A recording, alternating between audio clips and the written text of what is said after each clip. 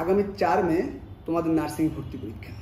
এবং একটা মজার বিষয় কি জানো, এই ভর্তি পরীক্ষাতে অনেক ভালো স্টুডেন্ট থাকে, অনেক ভালো পরীক্ষা দেবে, পরীক্ষা দিয়ে এসেও 100% কনফার্ম থাকে যে ওর চান্স হয়ে যাবে।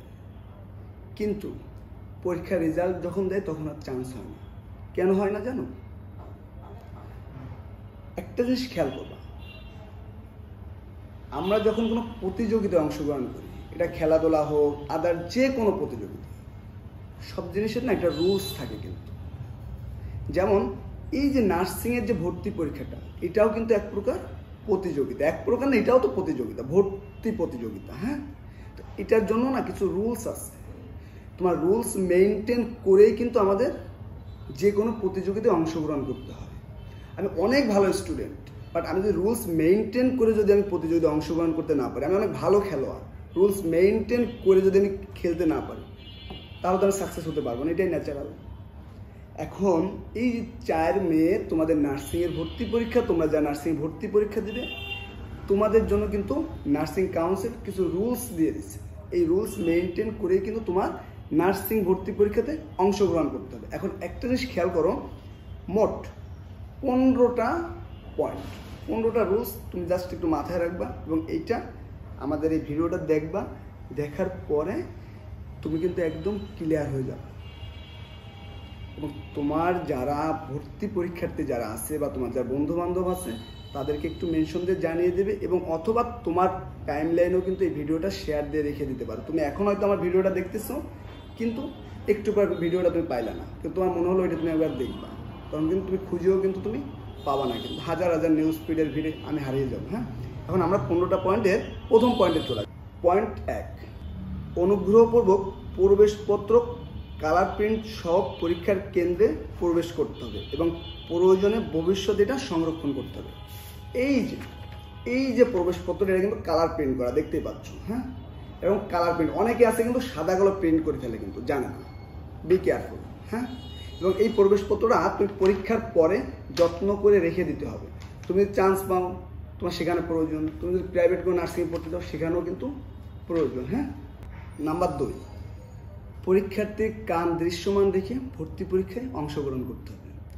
অর্থাৎ তোমার এই যে 2 কান, তুমি যখন পরীক্ষার হলে যাবে বা পরীক্ষা দেওয়ার 2 কান যেন একদম পুরোটা দেখা যায়। বিশেষ করে যারা দেখা যাচ্ছে হিজাব পরিধান করে ন্যাচারালভাবে, অ্যাটলিস্ট ভর্তি পরীক্ষার দিন হিজাবটা পরিধান করে তোমার হয়তো যাবে না, এই জিনিসটা খেয়াল রাখতে হবে। হ্যাঁ,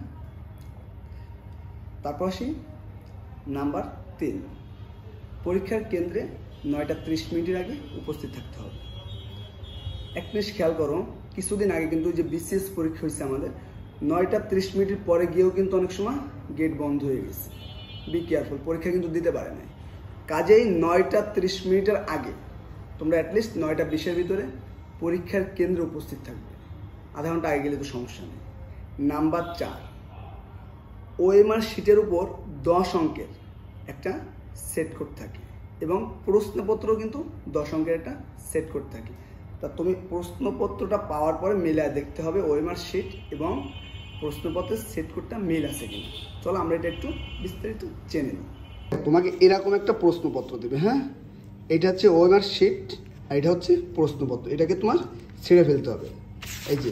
তারপরে এটার পিছনে কিন্তু কিছু নির্দেশনা থাকে, তুমি কিন্তু এগুলো পড়ে নিবে। হ্যাঁ, পড়ে নেওয়ার পরে তোমার এই যে সেট কোড, দেখো এই যে সেট কোড, এবং এই যে একটা প্রশ্নপত্র, একটা সেট কোড। হ্যাঁ, এটা তোমার খেয়াল রাখতে হবে। হ্যাঁ, এই যে উত্তরপত্রে একটা সেট কোড ওএমআর শিটে, এবং প্রশ্নপত্রে একটা সেট কোড, এই 2টা কিন্তু তোমার মিলতে হবে। এখানে যে সেট কোডটা আছে ওএমআর শিটে এবং প্রশ্নপত্র, এটা 2টা মিলতে হবে। যদি না মেলে, হলে তোমার যে পরিদর্শক থাকবে তাকে বলে প্রশ্নপত্রটা চেঞ্জ করে আনতে হবে। হ্যাঁ, ক্লিয়ার? তারপর আমাদের 5 নম্বর আছে রোল নাম্বার এবং সিরিয়াল নাম্বার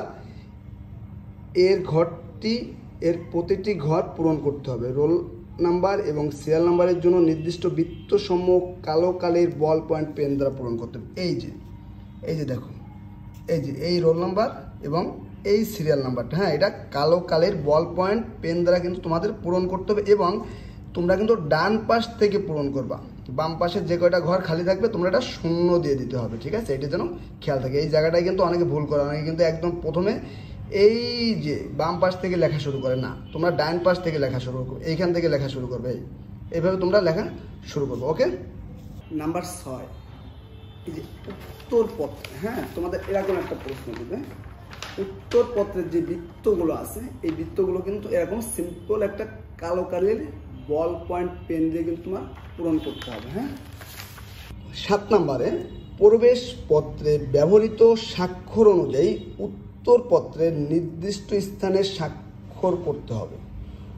উত্তরপত্র ও আবেদনপত্রে ব্যবহৃত নাম ও স্বাক্ষর অভিন্ন হতে হবে। অর্থাৎ ধরো এই যে তোমার অ্যাডমিট কার্ড, হ্যাঁ, এই অ্যাডমিট কার্ডে কিন্তু তোমার একটা সিগনেচার দেওয়া আছে। দেখো এই যে সিগনেচার অফ ক্যান্ডিডেট, ক্লিয়ার? এই সিগনেচারটা কিন্তু তোমার ওএমআর শিটে আসবে। দেখো এখানে কিন্তু তোমার দেওয়া আছে এই যে ক্যান্ডিডেট সিগনেচারের যে জায়গাটা, এই জায়গাটাতে কিন্তু তুমি তোমার অ্যাডমিট কার্ডের যে সিগনেচার ওইটা দিবে, এবং ক্যান্ডিডেট যে নেম, তোমার অ্যাডমিট কার্ডে যে নামটা আছে, এই যে দেখো অ্যাডমিট কার্ডে এই যে নামটা আছে, এই নামটা তোমার ওএমআর শিটে সুন্দরভাবে তোমার দিয়ে দেবে। ক্লিয়ার? নাম্বার 8, ওএমআর শিটটা যখন তুমি পাবে, এই প্রশ্নপত্রটা যখন তুমি পাবে, যে হ্যাঁ পাওয়ার পরে না, এই যে দেখো এই যে এটাই কিন্তু ভাঁজ করে এখান থেকে কিন্তু ছিঁড়ে ফেলা যাবে। এই যে হ্যাঁ, এভাবে ছিঁড়ে তারপর তোমার এটা তোমার ছিঁড়ে ফেলতে হবে। ছিঁড়ার পরে দেন তোমার পরীক্ষাটা দিতে হবে। হ্যাঁ, এটা খেয়াল রাখতে হবে সুন্দর করে, এটা যেন সাইডে যেন কোনো সমস্যা না হয়, খেয়াল রাখতে হবে আর কি। ঠিক আছে। 9 নম্বরে উত্তরপত্রের নির্দিষ্ট স্থান ব্যতীত কোনো স্থানে কিছু লিখলে বা দাগ দিলে উত্তরপত্র বাতিল বলে গণ্য হতে পারে। একটা জিনিস খেয়াল করো, তোমাদের এই যে ওএমআর যে শিটটা, হ্যাঁ এই যে শিটটা, এই শিটটা কিন্তু তোমার সফটওয়্যারের মাধ্যমে, মেশিনের মাধ্যমে কিন্তু এটাকে দেখা হয়, কিন্তু এটা তোমার যেটাকে কারেকশন করা হয়। তো কাজেই এই বৃত্তর বাইরে, তবে এই যে সার্কেলের বাইরে না কোনো দাগ যাবে না, কোথাও কোনো দাগ দেওয়া যাবে না। যদি কোনো প্রকার কোনো দাগ পড়ে উত্তরপত্র কিন্তু বাতিল হয়ে যেতে পারে। খুবই একটা সেন্সিটিভ একটা বিষয় কিন্তু। তারপরে আসো খসড়ার জন্য। খসড়ার জন্য প্রশ্নপত্র ব্যবহার করা যাবে, তবে পৃথক কোনো কাগজ ব্যবহার করা যাবে না। অনেকের মনে কিন্তু প্রশ্ন জাগে যে আমি তাহলে রাফ করবো কিভাবে।